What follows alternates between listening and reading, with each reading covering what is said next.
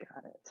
Okay, thanks everybody for having me. I'm excited to talk to you guys a little bit about the work that we're doing at Diligent, and I thought it would be fun to kind of just introduce you to the company and talk a little bit about like the journey from academia to commercialization, and some of the places where kind of learning from demonstration fits into our product, and kind of what the some of the big differences between kind of research and commercialization that's been sort of fascinating for me to kind of take on as a career journey. But definitely want to leave time for questions at the end. So jumping in, if we look at, can everybody see my slides, by the way?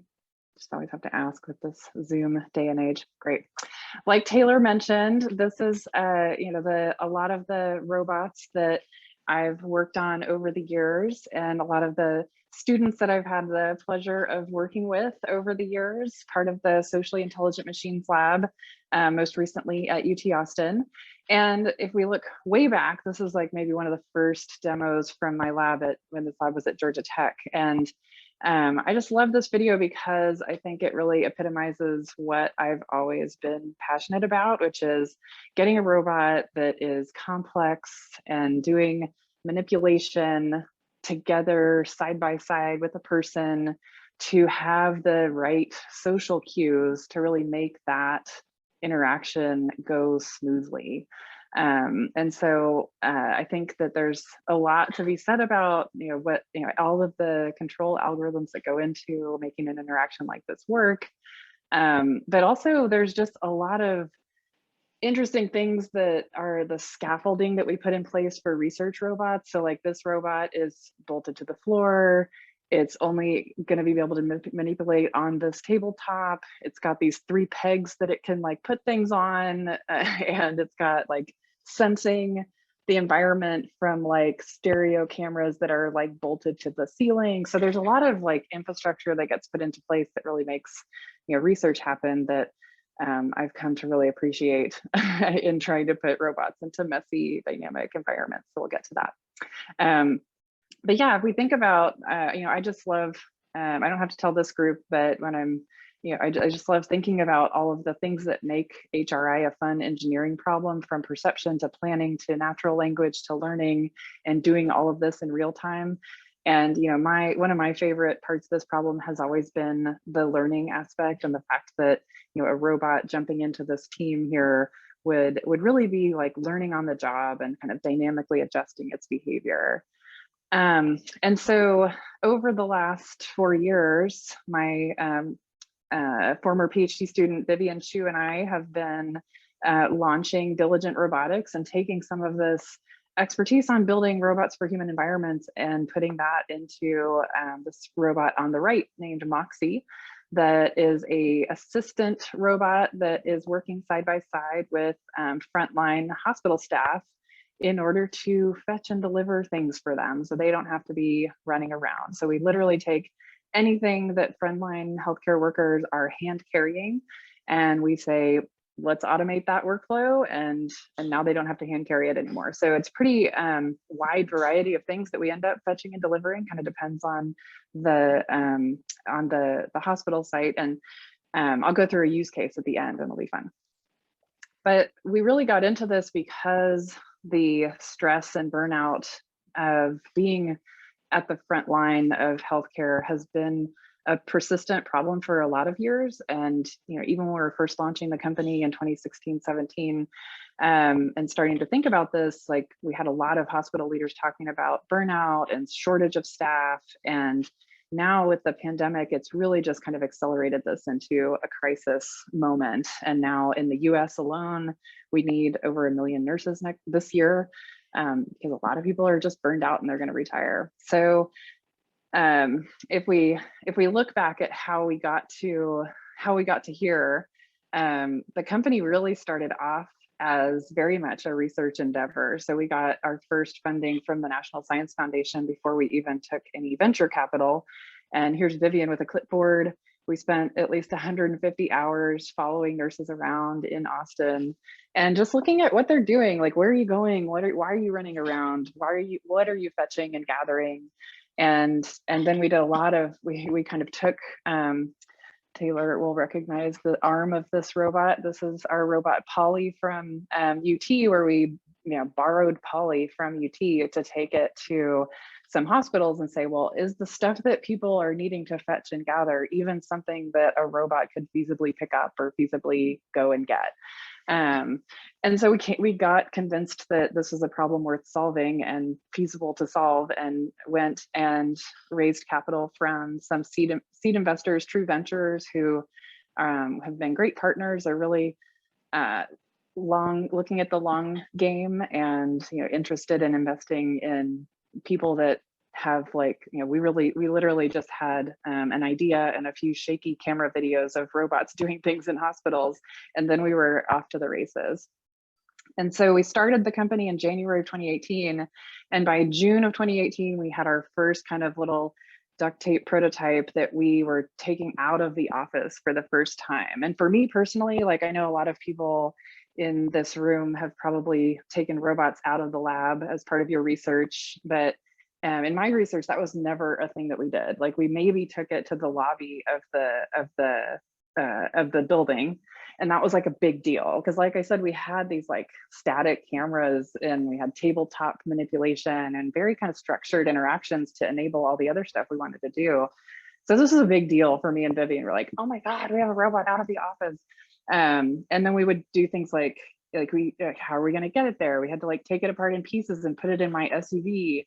And then we had to like put it back together in the parking lot before we drove into the hospital. So these are all things that were interesting and fun to figure out, and like something I had never thought of in my research career.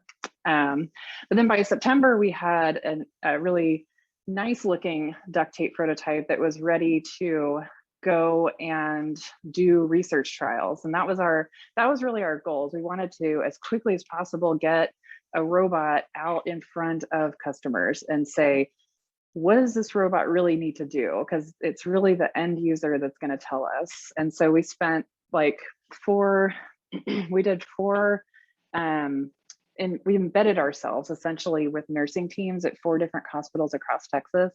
And that took us almost a year. So we thought we were going to do it more quickly, but the first one that we did was with Texas Health in Dallas. And we learned so much from the 6 weeks that we kind of embedded ourselves with this nursing department, that we were like, oh my gosh, we have to do these a little bit slower because we need time to like incorporate everything that we've learned and then go to the next place, and then incorporate everything that we've learned and then go to the next place. And so this was a really kind of fun stage of the company where, unfortunately no one was paying us. We were just doing, we were doing really great research, but we were really building our way towards like a product.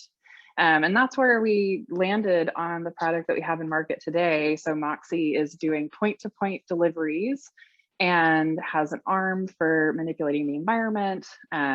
It has secure storage for carrying things from point to point and kind of keeping track of who's loading and unloading the robot.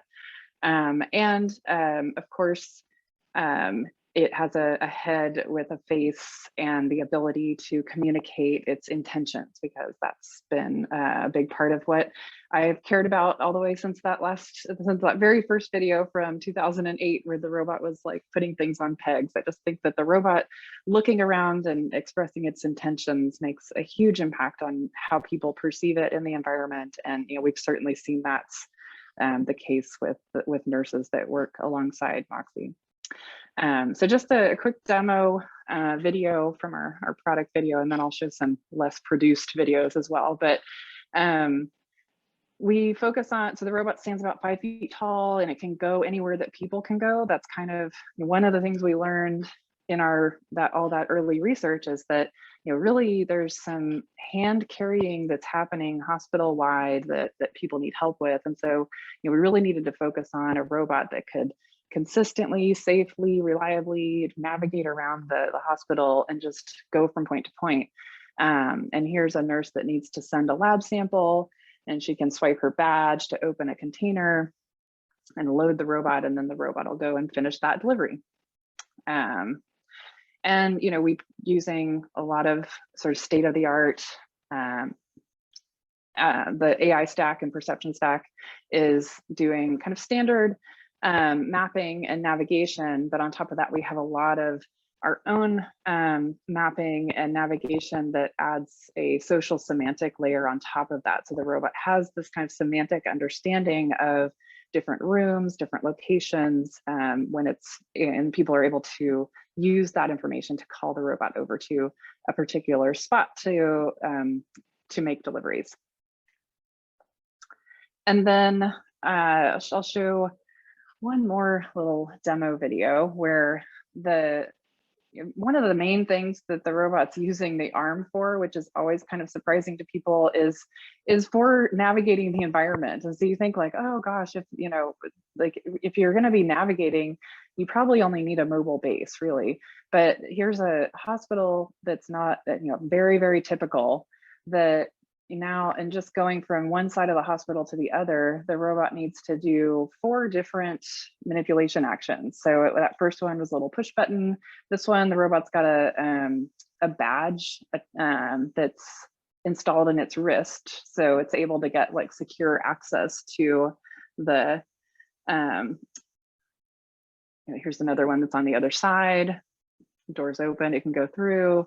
And so here's where I will just highlight that our kind of thesis about kind of mobile manipulation in dynamic human environments really comes into play, is that, really it's all about training a robot and, using some of the learning from demonstration algorithms that we've developed to have the robot be able to quickly onboard the set of manipulation skills that are needed for a particular environment. And so this environment, this robot spent, some period of time learning how to manipulate all of these doors.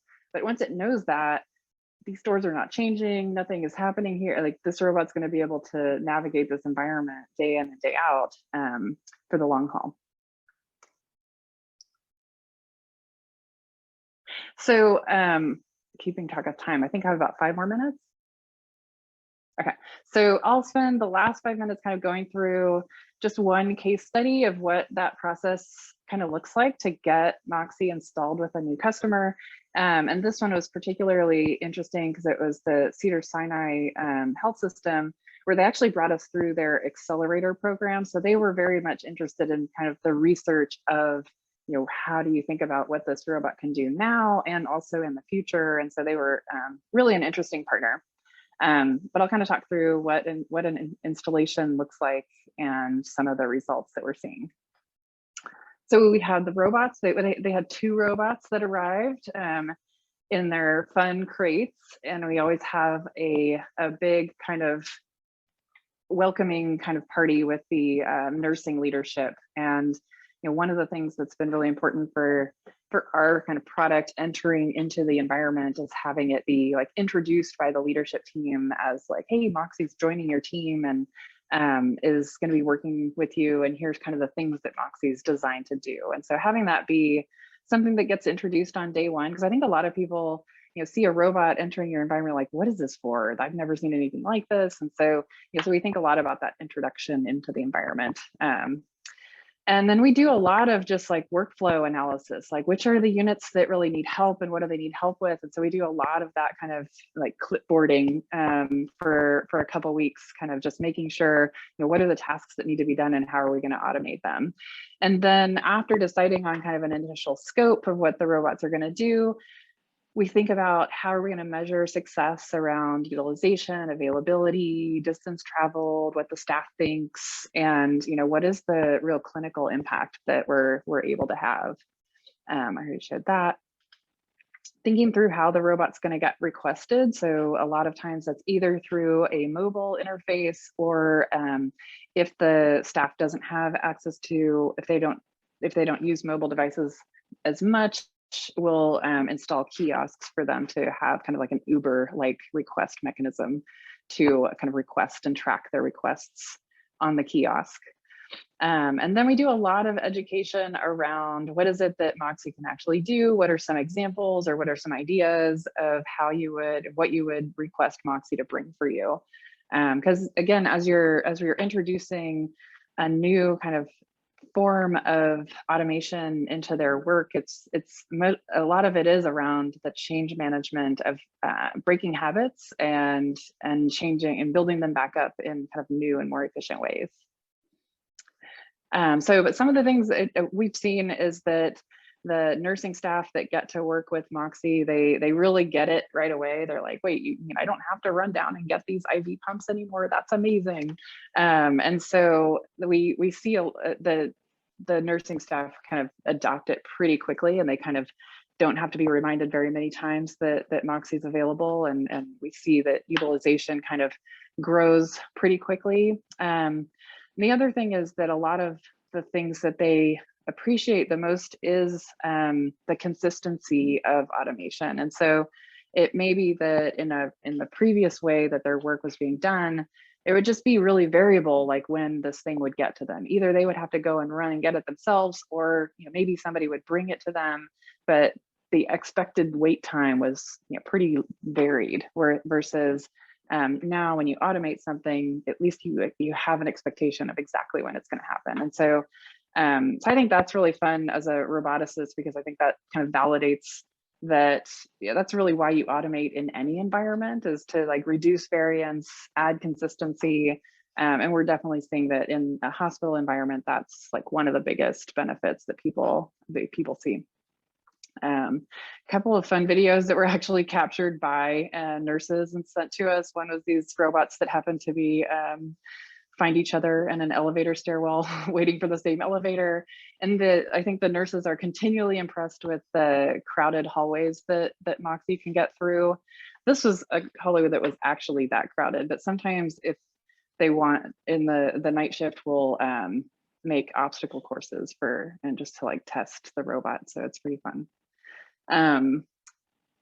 So this is also just kind of showing that just in the first 6 weeks of data, we see that utilization goes from like right away, we're seeing the robot being used like 16 hours a day. And this was 2 robots actually. So it's 2 robots being used 8 hours each even on the first day, going all the way by the 12th week, I think we had active hours hitting 24 hours a day for each robot.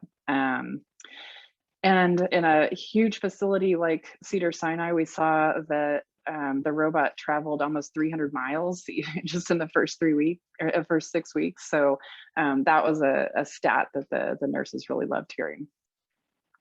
Yeah, but I think I'm gonna pause there and kind of just summarize that, I'm really excited about, like, the thing that really excites me the most is getting robots out of the lab and into real human environments, interacting in dynamic spaces that are not kind of structured for the robot. And for us, like learning from demonstration and quickly onboarding kind of skills that the robot's going to need in a particular environment has been a big part of that. And I think that we're excited to see where it can go from here.